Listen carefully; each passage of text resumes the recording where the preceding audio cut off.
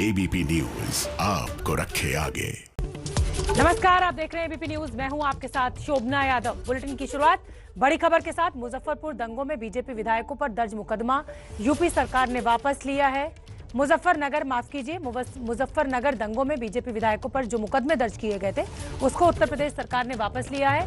Cabinet मंत्री सुरेश राणा, विधायक संगीत सोम और विधायक कपिल देव अग्रवाल आरोपी बनाए गए थे। तीनों नेताओं पर भड़काऊ भाषण, धारा 144 का उल्लंघन, आगजनी, तोड़फोड़ की धाराओं में एफआईआर दर्ज की गई थी। मुकदमा वापसी की अर्जी पर फिलहाल कोर्ट ने कोई फैसला नहीं दिया है। 2013 में मुजफ्फरनगर दंगों में 60 से ज्यादा लोगों की मृत्यु हुई थी और 40,000 से ज्यादा लोग दंगों के कारण विस्थापित हुए थे। तो 2013 में ये दंगे हुए थे मुजफ्फरनगर में, उत्तर प्रदेश के मुजफ्फरनगर में, और बीजेपी के जो तमाम नेता हैं उनके ऊपर से अब ये मुकदमे वापस ले लिए गए हैं। हालांकि मुकदमा वापसी की अर्जी पर फिलहाल कोर्ट ने कोई फैसला नहीं दिया है। और 2013 में, जैसा कि मैं लगातार बता रही हूं, ये दंगे भड़के थे और उसके बाद 40,000 से ज्यादा लोग विस्थापित हुए थे।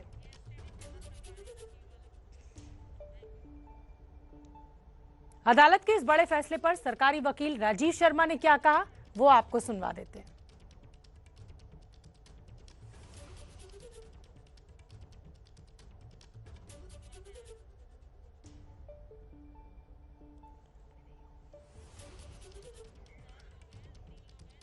तो 3 बीजेपी के नेता जिनके ऊपर से ये मुकदमे हटाए गए हैं, सुरेश राणा, संगीत सोम और कपिल देव अग्रवाल।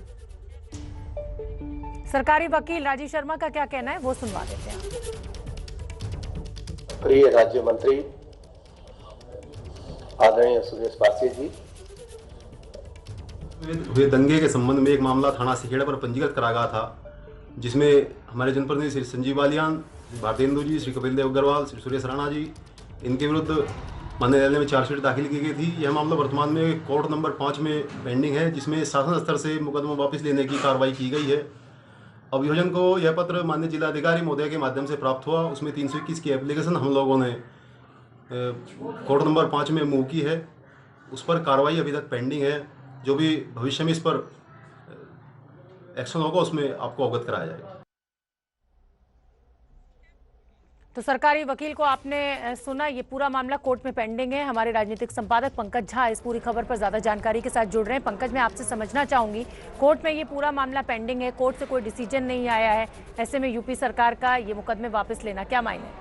देखिए, इस बात में कोई दो राय नहीं है कि योगी सरकार के इस फैसले पर विवाद खड़ा हो सकता है, क्योंकि अगर देखिए शोभना, ये जो चिट्ठी भेजी जाती है ना कोर्ट को यानी अदालत को, उसमें ये बताया जाता है कि जनहित में ये फैसला लिया गया है, यानी आम लोगों के हित को ध्यान में रखते हुए। मुकदमा वापसी के फैसले से पहले उस जिले के डीएम और एसपी दोनों से ज्वाइंट रिपोर्ट ली जाती है, फिर कोर्ट में जाता है। अब कोर्ट को तय करना होगा कि ये जो प्रस्ताव आया है वापस लेने का फैसला मुकदमे का, वो उसको स्वीकार करते हैं या नहीं करते। इससे पहले भी ये जो सुरेश राणा हैं वो योगी सरकार में मंत्री हैं, संगीत सोम बड़े विवादित चेहरे रहे हैं, विधायक हैं, और कपिल देव जो कि मुजफ्फरनगर सदर के विधायक हैं। इन तीनों के खिलाफ पहले भी मुकदमा वापसी की कार्रवाई हुई थी, लेकिन उसको कोर्ट ने खारिज कर दिया था। लेकिन ये संदेश तो जरूर जाएगा कि अपने लोगों को राहत दी जा रही है, क्योंकि मामला 7 साल पुराना मुजफ्फरनगर दंगे का है। एक जाटों की पंचायत हुई थी, उसी में इन तीनों नेताओं ने भाग लिया था और ये इन पर आरोप लगा था कि इन्होंने भड़काऊ भाषण दिया था। तो जाहिर सी बात है कि इस बात पर विवाद खड़ा हो सकता है, लेकिन कोर्ट ने अभी अपना फैसला नहीं सुनाया, इसलिए कह नहीं सकते कि मुकदमा वापस होगा या फिर नहीं। पंकज, आपको अच्छी तरह याद होगा, आप तो उत्तर प्रदेश कवर करते हैं, योगी आदित्यनाथ ने भी इसी तरह से अपने ऊपर से मुकदमे वापस ले लिए थे। विपक्ष ने खूब हो हंगामा किया था, लेकिन हुआ कुछ नहीं था, डाक के वही 3 पात। जी हाँ, कई तरह के जो मुकदमे होते हैं वो राजनीतिक मुकदमे होते हैं। इससे पहले की सरकार भी रही, अखिलेश यादव की और मायावती की भी, योगी आदित्यनाथ पर भी मुकदमे थे, मुख्यमंत्री बने थे तो उनके बारे में मुकदमे वापस लिए गए, और अखिलेश यादव के टाइम में भी समाजवादी पार्टी के नेताओं के हुए। ये आमतौर पर यूपी में होता रहा। और सबसे आश्चर्यजनक बात यह है शोभना कि ये कहकर ये मुकदमे वापस लिए जाते हैं कि जनहित में ये फैसला लिया जा रहा है। पंकज, आपसे मैं ये भी समझना चाहूंगी कि जैसा कि हमने पहले भी जिक्र किया कि क्योंकि अब ये पूरा मामला कोर्ट में पेंडिंग है, तो क्या इस चीज की भी संभावना देखी जा सकती है कि कोर्ट उत्तर प्रदेश सरकार के इस फैसले को पलट दे? बिल्कुल, इससे पहले भी कई बार ऐसा हुआ है कि मुकदमा वापसी का प्रस्ताव कोर्ट में जाता है, आप एप्लीकेशन लगाते हैं और कोर्ट ये मानता है कि नहीं, इनके खिलाफ मुकदमा चलना चाहिए, इनके खिलाफ सबूत है, इनके खिलाफ चार्जशीट में दम है, तो मुकदमा वापस नहीं होता। इससे पहले भी इन तीनों नेताओं के बारे में मुकदमा वापसी का फैसला हुआ था, कोर्ट में अर्जी गई थी, लेकिन कोर्ट ने इसे खारिज कर दिया था। बहुत बहुत धन्यवाद पंकज झा इस पूरी जानकारी के लिए। तो चलिए आगे बढ़ते हैं और अब बात करते हैं किसानों के समर्थन में आज हुए कांग्रेस के मार्च और धरने की।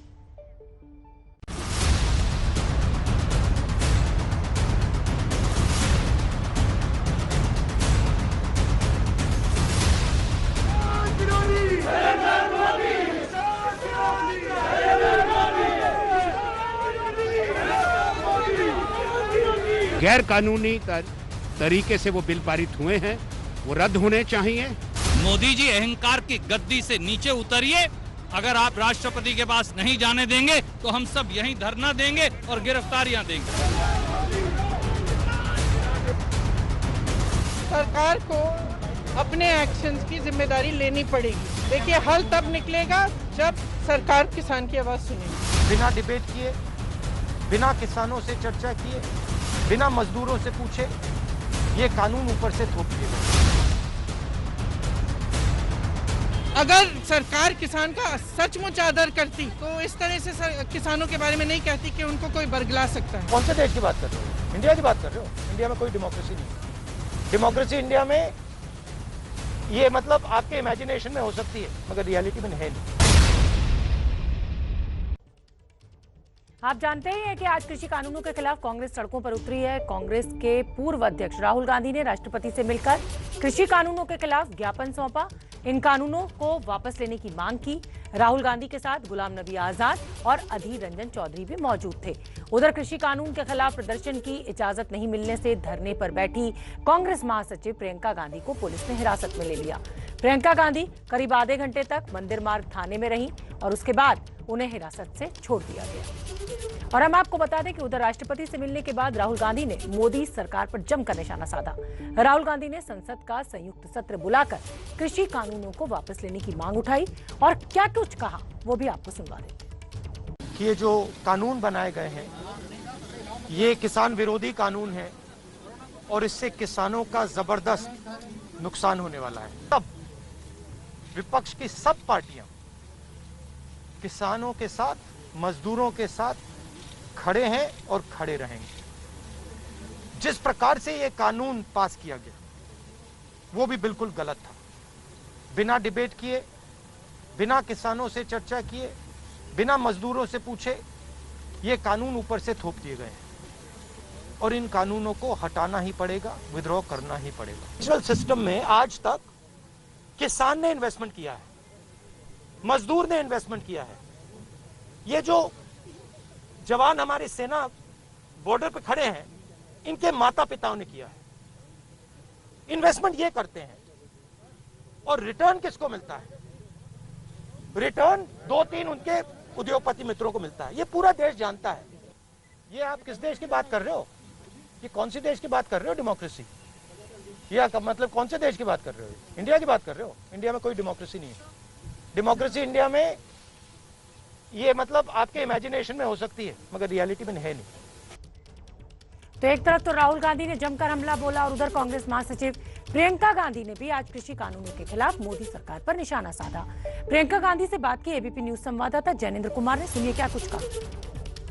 प्रियंका जी मेरे साथ हैं। प्रियंका जी, आप लोगों को हिरासत में लिया गया है, आप लोग राष्ट्रपति भवन जाना चाहते हैं जी, क्या कहेंगे जिस तरीके से रोका और हिरासत में लिया? ये एक लोकतंत्र में अगर सांसद को राष्ट्रपति से मिलने की इजाजत नहीं है तो आप बताइए क्या बनता है? ये लोकतंत्र है? मुझे तो नहीं लगता। जब इनके खिलाफ कोई आवाज उठाता है तो सीधे इनको गिरफ्तार कर देते हैं।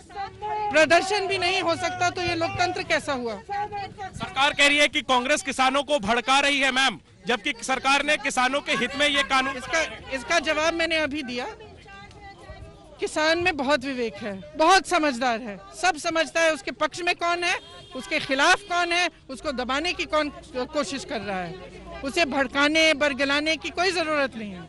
अगर सरकार किसान का सचमुच आदर करती तो इस तरह से किसानों के बारे में नहीं कहती कि उनको कोई बरगला सकता है।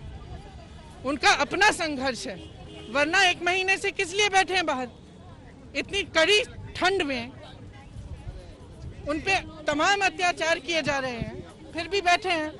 मैं वही पूछना चाहता हूं मैम, 1 महीने से किसान बैठे हैं, एक महीने से किसान बैठे हैं, सरकार से बातचीत हो रही है लेकिन कोई नतीजा नहीं निकल रहा। नतीजा इसलिए नहीं निकल रहा है क्योंकि सरकार उनकी आवाज को सुनने को तैयार ही नहीं है। तो जो सरकार जनता की आवाज सुनने के लिए तैयार न हो, वो जनता की समस्याओं का समाधान कैसे करेगी? नहीं कर सकती। वो तो सिर्फ अपने जो पूंजीपति मित्र हैं उनकी समस्याओं का समाधान करते रहेंगे, पूरा देश बेच डालेंगे उन्हें। कांग्रेस कैसे लड़ाई लड़ेगी मैम? कांग्रेस किसानों की लड़ रही है, हर प्रदेश में लड़ रही है, हर जगह किसान को के साथ हम खड़े हैं। आज उत्तर प्रदेश में भी एक पद यात्रा है, तो हर तरह से हम किसानों के साथ हैं। आखिरी में किसानों के आंदोलन को खालिस्तान और नक्सलवाद, इन तमाम चीजों से सरकार के लोग जोड़ते हैं। कई नेता सत्ताधारी दल के इस तरह के बयान इस तरह के जो बयान देते हैं ना, जो किसान का इस तरह निरादर करते हैं, इस देश की जनता का निरादर करते हैं, वो एक पाप कर रहे हैं। तो राहुल गांधी और प्रियंका गांधी दोनों ने ही आज केंद्र सरकार पर हमला बोला और कहा कि देश में लोकतंत्र नहीं है। कांग्रेस के हमले पर पलटवार करते हुए केंद्रीय मंत्री गिरिराज सिंह ने राहुल गांधी को इमरजेंसी की याद दिलाई। शायद वो इतिहास नहीं पढ़े हैं। भारत के इतिहास में काले अक्षर में 1974 का इमरजेंसी है, राहुल गांधी को पढ़ लेना चाहिए। प्रियंका गांधी को डिटेन कर लिया गया है।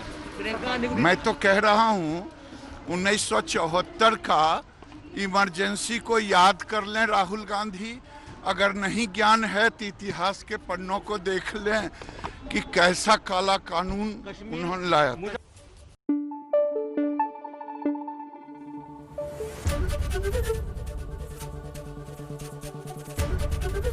एबीपी न्यूज आपको रखे आगे।